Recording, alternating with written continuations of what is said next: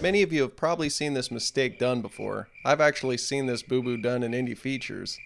Unfortunately, you aren't going to gain any fans by bringing them a lackluster lighting setup. Even with a group of high-powered actors, that's still going to be tough. And even with the stellar acting, you're still not going to be able to get by this very easily.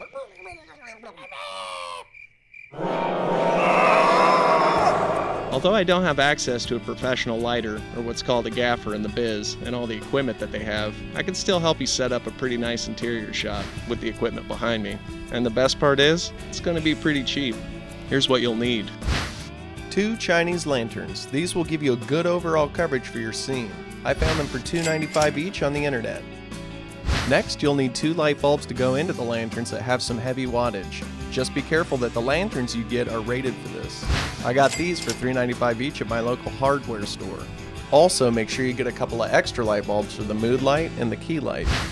Then get yourself a couple of pan lights at the same hardware store you got your bulbs at. These will serve as your key light and your mood light. They cost me $7 and $5 respectively. Finally, colored gels for the mood lighting and a piece of diffusion.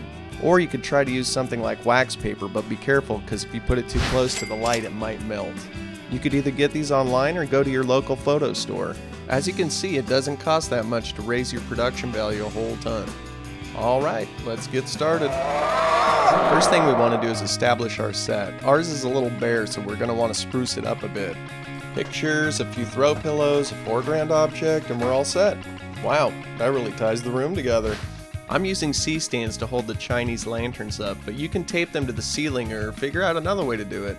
Every shoot, big or small, has its own limitations, so always be ready to overcome these with your filmmaker's ingenuity.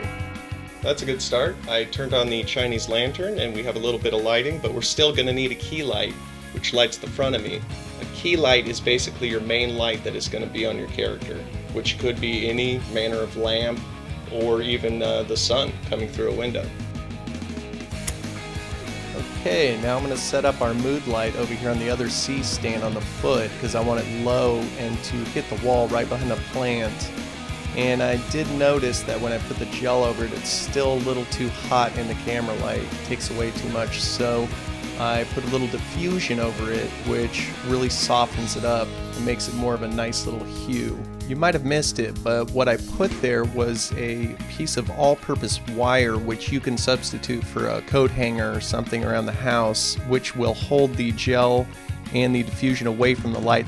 Okay, so there's our lit set. Let's see the whole thing put together into a sweet little act. I told you I'd break his legs, Mango, and now you're next. It's always been my war. Tell Dad I love him. We're sorry, the number you have reached is not in service. Please check the number or try your call again. This is a recording.